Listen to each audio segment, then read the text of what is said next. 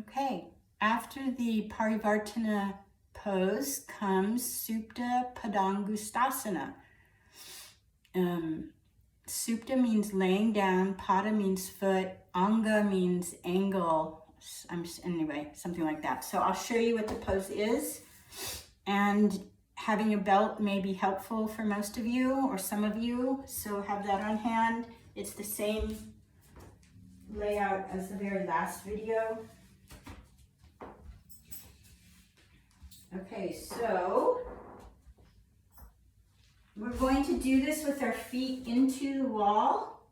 Tadasana, feet and legs, big toes and heels to inner heels together. Bend your knees as you lay down so that you can wedge yourself in, so that you're not moving away from the wall, but you're wedged into it, like tucking yourself in. Okay, and then you're going to bend your right leg, bring the knee into your chest. This standing leg is very important. So this is the one we think is important, but actually this side of the body that's on the floor is the one we want to prioritize and focus on the most. It enables us to do something with this other side of our body.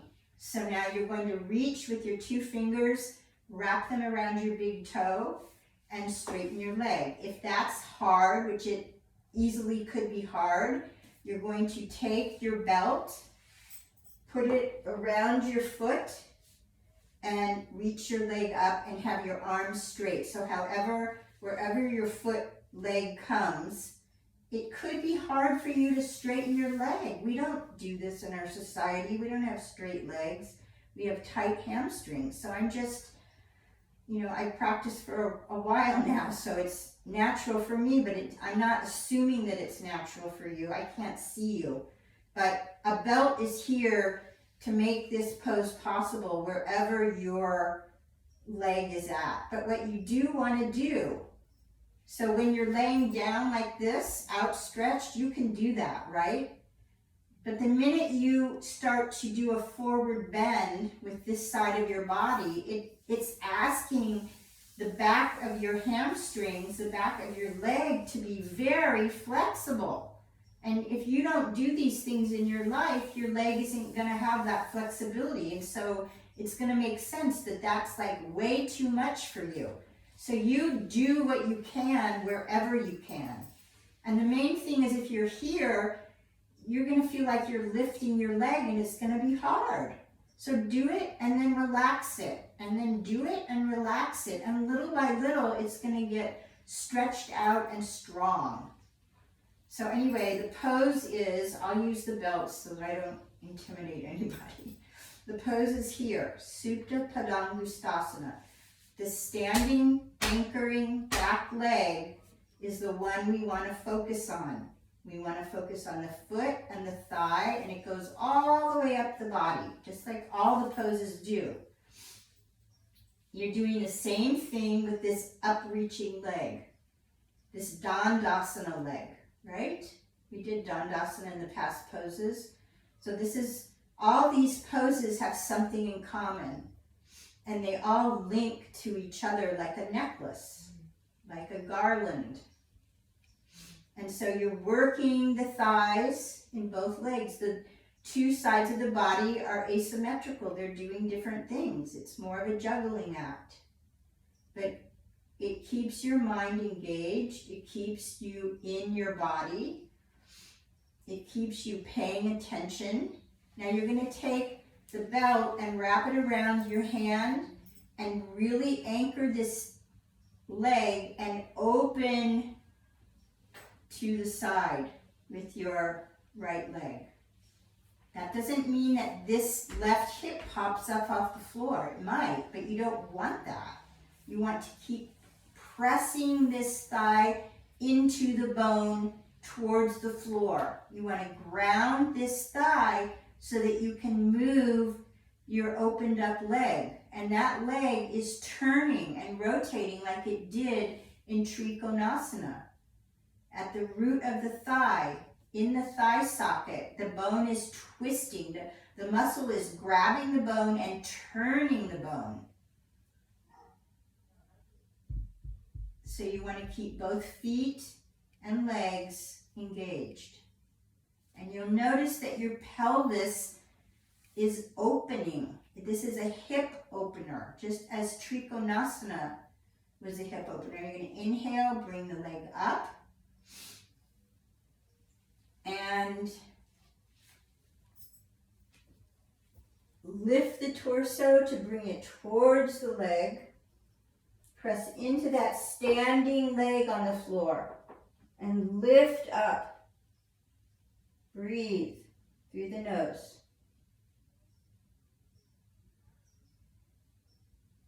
Exhale, release. You hold the pose as long as you can hold it, okay? I'm not a policeman and I'm not trying to make you do something. I remember how hard it was and how I dreaded these poses, but my body wanted to do them more and more because it was getting hip to it, you know, it was enjoying it. Bodies like to move. And yes, it's hard, but it gets easier. Now we're going to do the second.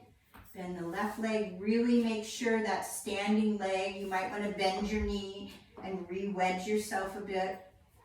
That right leg, that straight leg on the floor is really strong and prepared to anchor you and ground you as you bend your knee into your chest.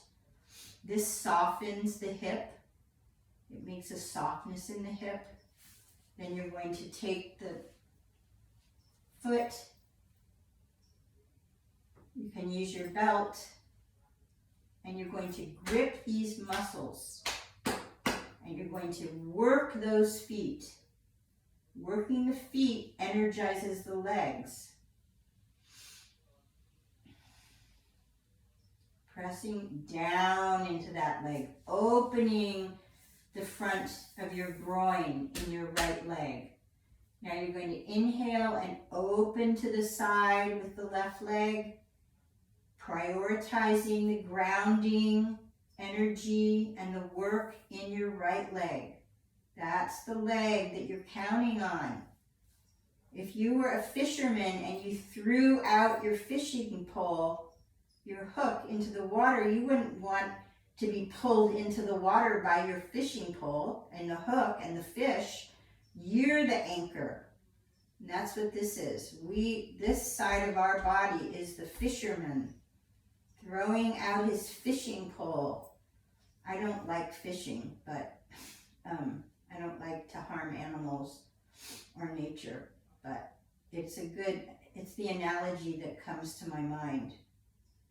So you're rotating your left leg, you're opening the hip, the abdomen is soft and released, and inhale, bring it up.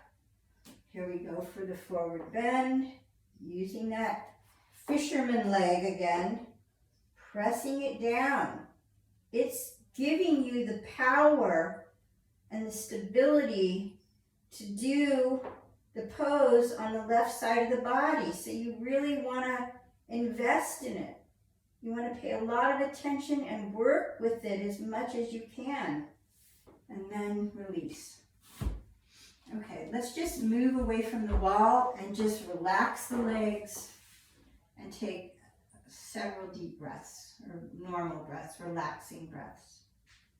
And just be aware of whatever you are aware of in your body, which very easily could be your legs. They've been working very hard.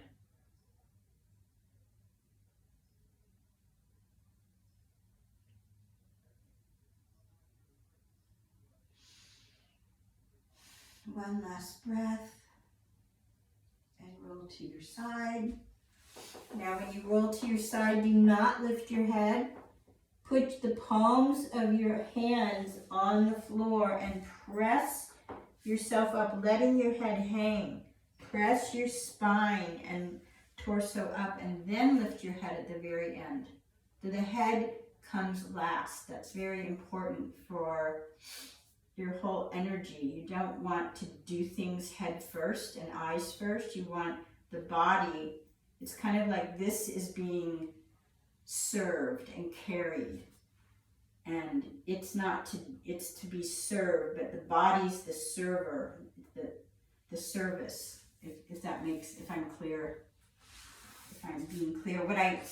The picture I get is like a king or a queen or somebody being carried on a palanquin. Is that what they're called? Where they're being carried, you know, and that's what your body's doing. It's serving this part of you. So this comes out of Shavasana, which was just, you know, so Shavasana, just relaxing. It doesn't come out itself, it's brought out, and it should not activate because that's overstimulating, and we don't want that. We want to be quieting what's in our head. I hope that makes some kind of sense to your experience so far, and if it doesn't, it may in time.